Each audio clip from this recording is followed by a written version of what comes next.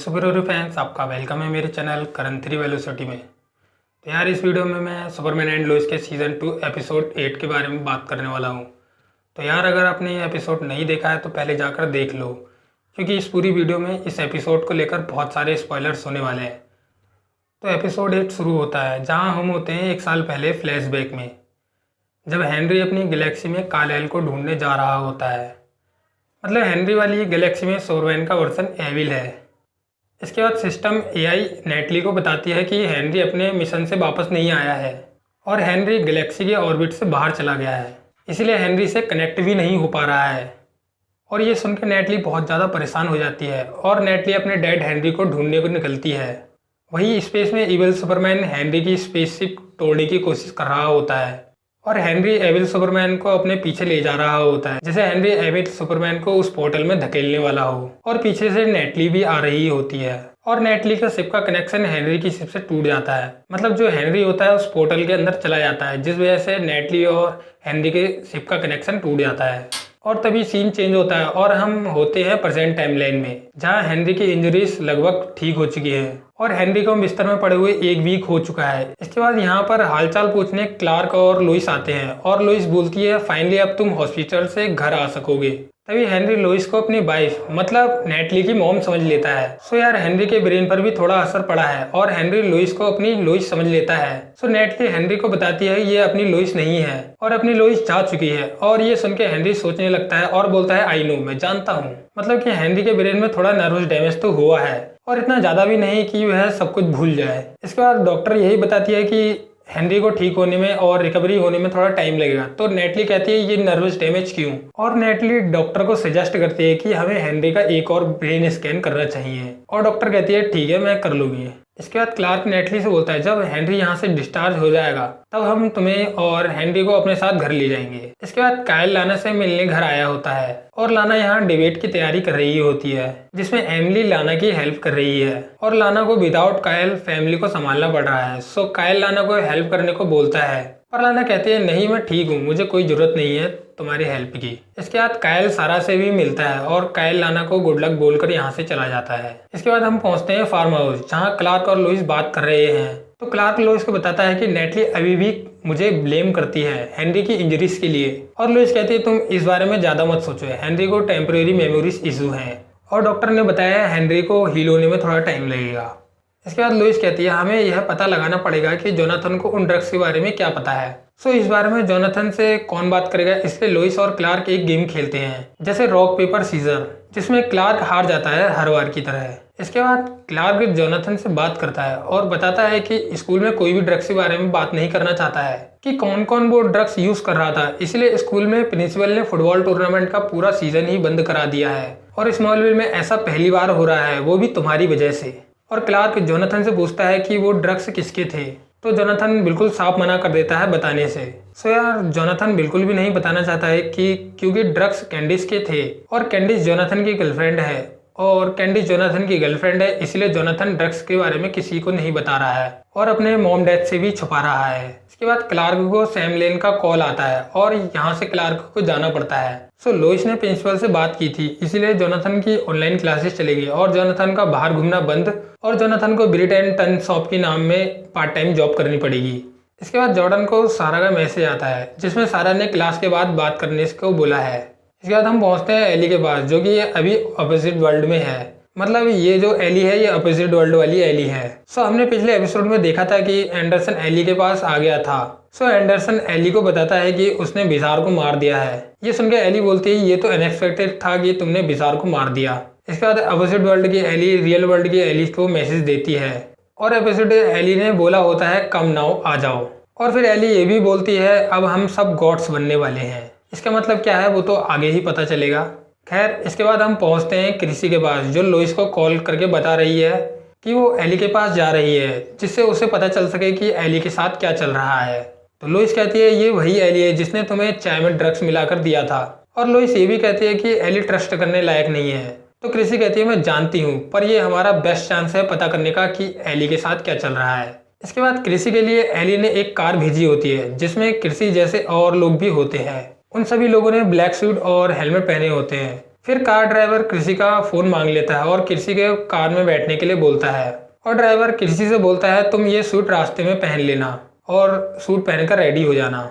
इसके बाद स्कूल में जॉर्डन सारा से मिलता है क्लास खत्म होने के बाद। जॉर्डन सारा से पूछती है कि क्या तुम काइल को माफ़ कर रही हो, तो सारा बोलती है अभी नहीं, और काइल ट्राई कर रहा है कि हम लोग उसे माफ़ कर दें। जब से क्वीन सिनेरा में काइल के अफेयर के बारे में पता चला था और काइल मॉर्निंग में मॉम की हेल्प करने भी आया था। इसके बाद सारा अपने दोस्त ऑब्रे के बारे में जॉर्डन को बताती है और उसने ऑब्रे के साथ डिनर भी किया था। तो जॉर्डन कहता है ये आइडिया ठीक नहीं है। तो सारा कहती है ऑब्रे के मॉम डैड ने भी तलाक लिया है जैसे कि मेरे मॉम डैड ने लिया है। और सारा ये भी बोलती है ऑब्रे और मैं ओनली फ्रेंड्स हैं, उससे ज़्यादा कुछ नहीं। और इसके बाद सारा जॉर्डन से ये भी कहती है कि तुम्हें हमारे साथ हैंग आउट करना चाहिए जिससे हम एक दूसरे को समझ सकें। इसके बाद जॉर्डन को कैंडिस की हेल्प करनी होती है और इसके बाद जिसने कैंडिस को ड्रग्स बेचने को दिए होते हैं वो ड्रग्स के पैसे मांग रहा होता है कैंडिस से, क्योंकि हमें पता है वो ड्रग्स तो पुलिस ने जब्त कर लिए थे।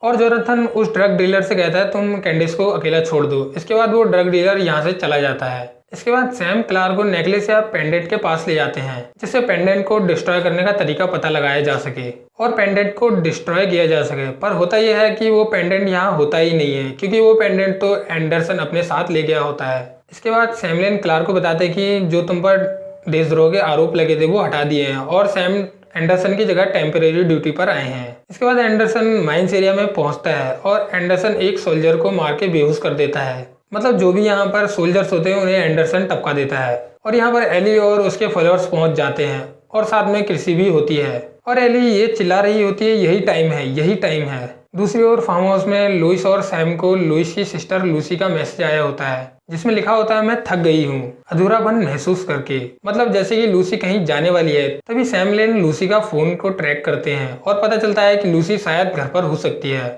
और क्लार्क सीधा लूसी को उसके घर पर देखने जाता है और जब क्लार्क वापस आता है तो पता चलता है कि लूसी अपने घर पर नहीं है। इसके बाद इन लोगों को लगता है कि एंडरसन पेंडेंट को लेकर एली के पास गया होगा और लूसी भी एली के साथ ही होगी। तो क्लार्क कहता है ये लोग शायद उन माइंस एरिया में होंगे जिसमें बिसार किसी पोर्टल के थ्रू आया था।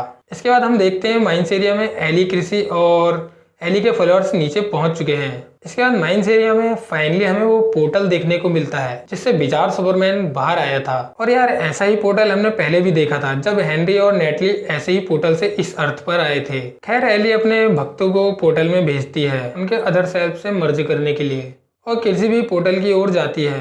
पर होता यह है कि पोर्टल में जाने वाले लोग पोर्टल के अंदर ही चले जाते हैं और एली ने जैसा सोचा होता है वैसा बिल्कुल भी नहीं होता और एली ये भी बोलती हुई दिखती है ऐसा बिल्कुल भी नहीं होना चाहिए था। वहीं कृषि भी पोर्टल के अंदर जाने वाली होती है। दूसरी ओर सैम माइंस एरिया के सोल्जर से कांटेक्ट करता है पर सोल्जर्स की ओर से कोई भी रिस्पॉन्ड नहीं आता क्योंकि लेफ्टिनेंट एंडरसन ने उन सोल्जर्स को पहले ही मार दिया था। इसके बाद क्लार्क सीधा माइंस एरिया में पहुंच जाता है और क्लार्क अपने सुपरविजन से इस एरिया को स्कैन करता है जिससे अंदर क्या हो रहा है पता चल सके। पर माइंस एरिया में लेड की धातु की लेयर होती है इसलिए क्लार्क कुछ नहीं देख पाता। इसके बाद क्लार्क को कुछ चिल्लाने चीखने की आवाज आती है और क्लार्क माइंस एरिया में सीधा अंदर चला जाता है और पहले एक इंसान को पोर्टल में जाने से बचा लेता है और फिर कृषि को भी पोर्टल में जाने से बचा लेता है और क्लार्क कृषि को ऊपर छोड़ने जाता है। तब तक एंडरसन एली से पेंडेंट छीनकर पोर्टल में चला जाता है। तो यार एंडरसन ने ऐसा क्यों किया है वो तो बाद में ही पता चलेगा। खैर एली एंडरसन को रोकने की कोशिश कर रही होती है तभी क्लार्क एली को पोर्टल में जाने से बचा लेता है जबकि एंडरसन उस पोर्टल के अंदर जा चुका होता है। इसके बाद सैम क्लार्क से पूछते हैं कि वहाँ लूसी थी कि नहीं। तो क्लार्क बताता है कि जब मैं यहाँ पहुँचा था तब लूसी यहाँ नहीं थी। खैर क्लार्क को हेनरी और नेटली को अस्पताल से लाना होता है पर वो लोग पहले ही घर मतलब फार्म हाउस पहुँच चुके होते हैं। तो सैम कहता है तुम जाकर हेनरी और नेटली से मिलो और मैं लुइस से मिलने जा रहा हूँ और एली से हम निपट लेंगे। इसके बाद क्लार्क घर पहुंचकर हेनरी से सॉरी बोलता है क्योंकि क्लार्क ने हेनरी और नेटली से प्रॉमिस किया था कि वो हॉस्पिटल से उन्हें घर छोड़ेगा। पर नेटली क्लार्क से बोलती है तुम बिल्कुल एविल सुपरमैन जैसे दिखते हो और उसे ब्लेम करती है ये सब तुम्हारी वजह से हो रहा है। और नेटली क्लार्क से ये भी बोलती है कि कभी भी तुम अगर एविल सुपरमैन में बदल जाओगे और वैसे ही पुराने जैसे हमारे साथ पहले हुआ था वैसे ही फिर से हो जाएगा, इसका कुछ पता नहीं है।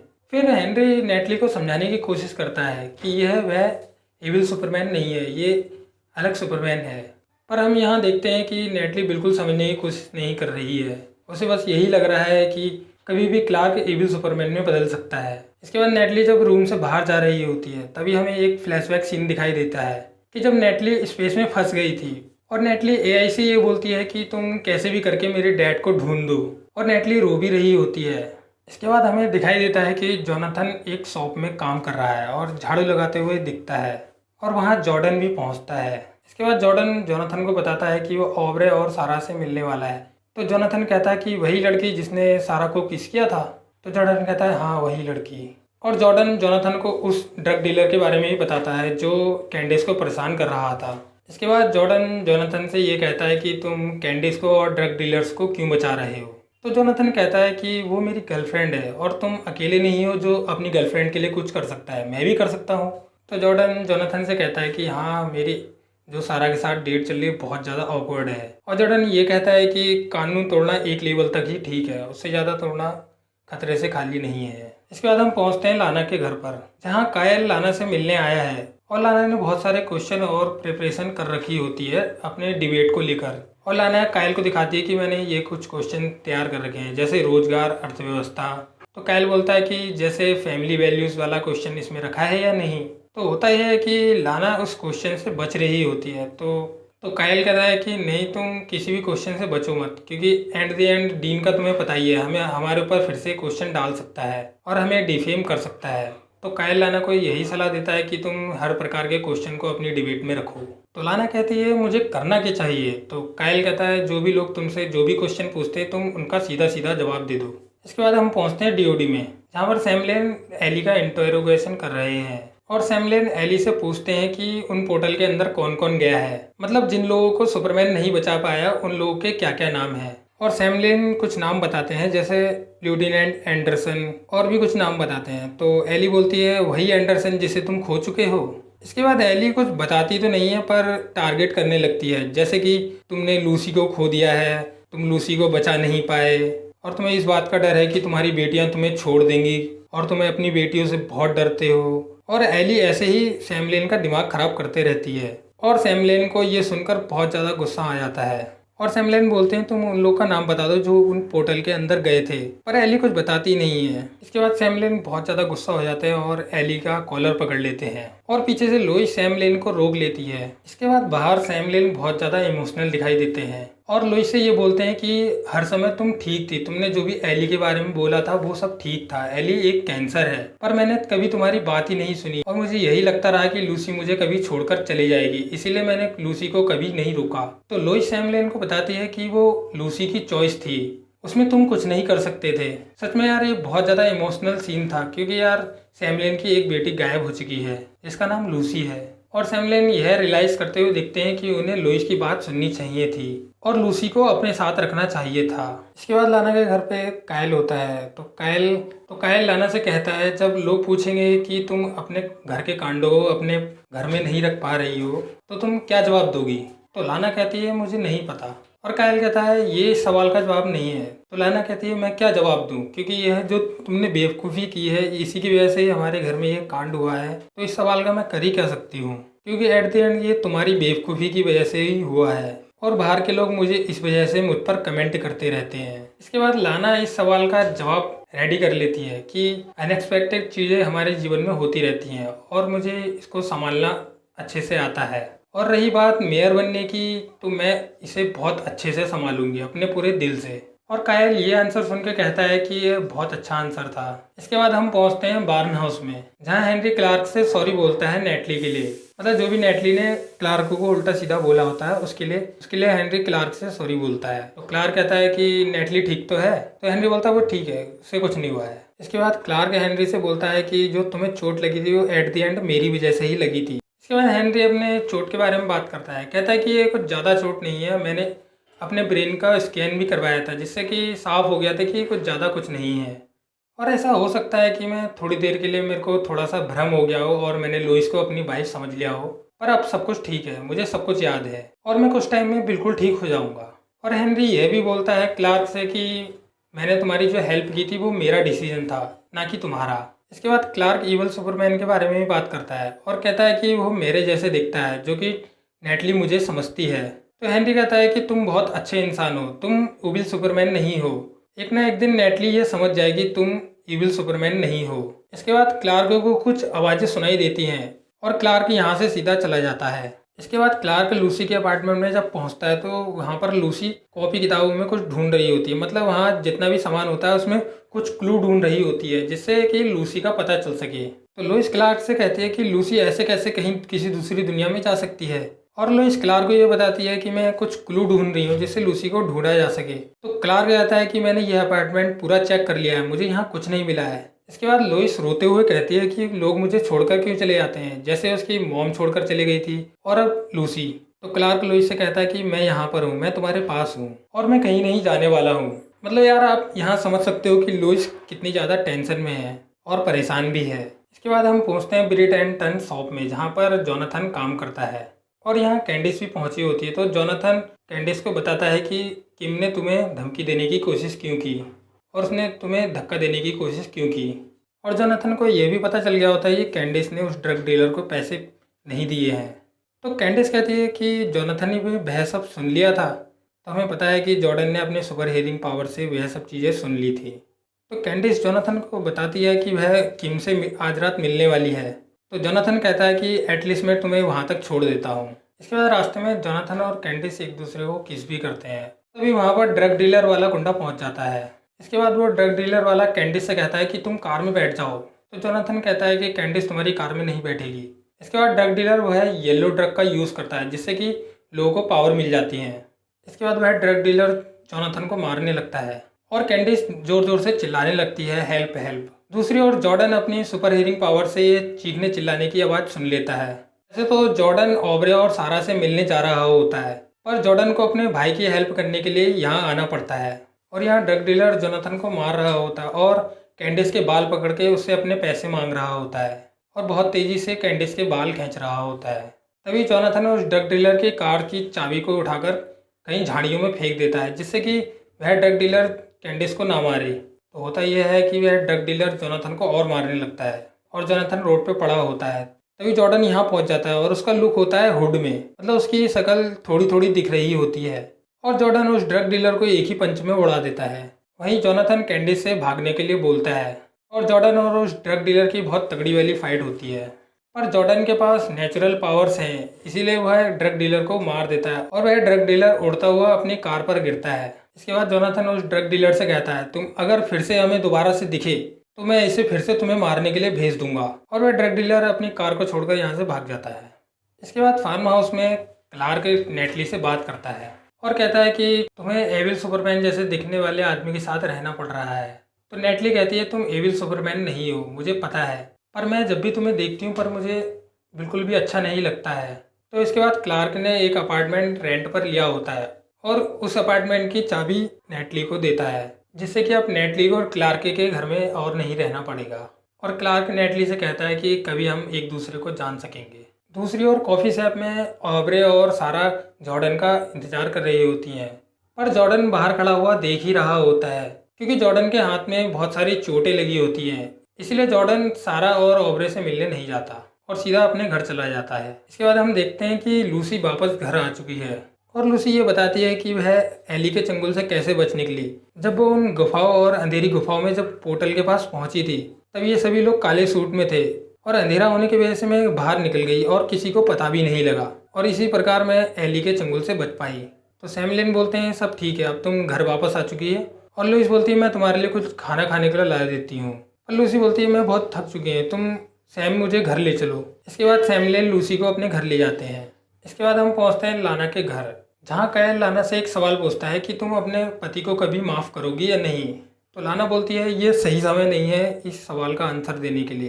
तभी लाना कुछ बोल ही रही होती है, तभी लाना को याद आता है कि उसे अपनी बेटी सोफी से मिलने भी जाना है और लाना 10 मिनट लेट हो चुकी है। इसके बाद लाना कायल से बोलती है कि जो भी फायर हाउस में जो भी लोग हैं उनसे मेरी तरफ से हाय बोल देना। तो कायल बताता है कि अब मैं फायर हाउस में नहीं रह रहा हूँ, मैंने एक अपनी जगह ले ली है जिससे मुझे थोड़ा सा ज़्यादा काम करना पड़ता है पर मैं पैसे भर देता हूँ। और कायल लाना से कहता है कि हम इस बारे में बात कर सकते हैं। तो लाना बोलती है ये बहुत बढ़िया है कि तुम अपने उसमें रह रही हो और मेरी हेल्प करने के लिए थैंक यू। इसके बाद लाना को सोफी से मिलने जाना होता है तो वो कहती है अब मुझे जाना होगा। इसके बाद हमें दिखता है कि हेनरी और नेटली अपने नए अपार्टमेंट को देखने के लिए आए होते हैं, मतलब वहाँ रहने के लिए आए होते हैं। तो हमें दुकान दिखती है जो बिल्कुल कबाड़ जैसी है, बाकी अंदर का जो मतलब जो दुकान होती है वो कबाड़ जैसी होती है, पर अंदर जो रहने के लिए जगह होती है वो अच्छी होती है। इसके बाद नेटली के प्रोस्पेक्टिव से हमें एक फ्लैशबैक देखने को मिलता है, जब नेटली 1 साल पहले स्पेस में जब फंसी हुई होती है और नेटली के शिप की एआई बोलती है कि मुझे किसी सूट के लोकेशन मिली है जो कि तुम्हारे डैड का हो सकता है। इसके बाद नेटली अपनी फैमिली फोटो को देखती है और एआई से बोलती है कि तुम मुझे मेरे फादर के पास ले चलो। इसके बाद फाइनली हमें क्लार्क और लुइस बहुत ज़्यादा खुश दिखाई देते हैं और लुइस ये कहती है कि हम फाइनली एली का चैप्टर क्लोज कर सकेंगे। तो क्लार्क बोलता है कि जो पेंडेंट था वो एली के पास नहीं है, वो किसी और के पास है, तो अभी यह चैप्टर बंद नहीं हुआ है। इसके बाद बहुत देर से जोनाथन घर पर पहुंचा होता है, तो क्लार्क पूछता है तुम्हें इतनी देर क्यों हो गई। तो जोनाथन बताता है कि वो कैंडिस को घर छोड़ने गया था। तो क्लार्क कहता है कि ऐसा नहीं हो सकता, तुम सिर्फ घर पर हो सकते हो या फिर शॉप पर, मतलब तुम जहाँ पर काम करते हो वहाँ हो सकते हो, बाकी कहीं नहीं जा सकते। अगर कहीं जाना भी है तो तुम्हें हमारी परमिशन लेनी होगी। और जोनाथन ठीक है कहकर अपने रूम में चला जाता है। इसके बाद लुइस को लग ही रहा होता है कि जोनाथन झूठ बोल रहा है, क्योंकि हमने भी देखा था कि जोनाथन की और उस ड्रग डीलर की फाइट हुई थी जिसमें जॉर्डन भी इन्वॉल्व था। तो लुइस क्लार्क से बोलती है कि जो भी जोनाथन झूठ बोल रहा है ऐसा बहुत समय तक मत चलने देना। तो क्लार्क कहता है कि ये झूठ बोलने में बहुत ज़्यादा माहिर है। इसके बाद हम देखते हैं कि लूसी ने सैम की चाय में कुछ मिला दिया होता है, जिससे सैम बेहोश होकर नीचे गिर जाते हैं और लूसी हमें यह बोलते हुए दिखाई देती है कि वह अपनी योजना के बारे में किसी को नहीं बताना चाहती है और लूसी ये चाहती है कि जो एली है वो पोर्टल के दूसरी ओर जाए। इसके बाद लूसी एली को बचाने के लिए सैम लेन का आईडी कार्ड चुरा लेती है, जिससे कि लूसी एली को डीओडी से बाहर निकाल सके। वैसे लूसी के दिमाग में क्या चल रहा है वो तो अभी पता नहीं है, वो अगले एपिसोड में ही पता चलेगा। खैर ये एपिसोड काफ़ी ज़्यादा अच्छा था, मेरे को काफ़ी ज़्यादा देखने में अच्छा लगा और यहीं ये एपिसोड खत्म हो जाता है। सो मिलते हैं सुपरमैन एंड लुइस के सीजन 2 एपिसोड 9 में। So tata bye bye, take care, peace out.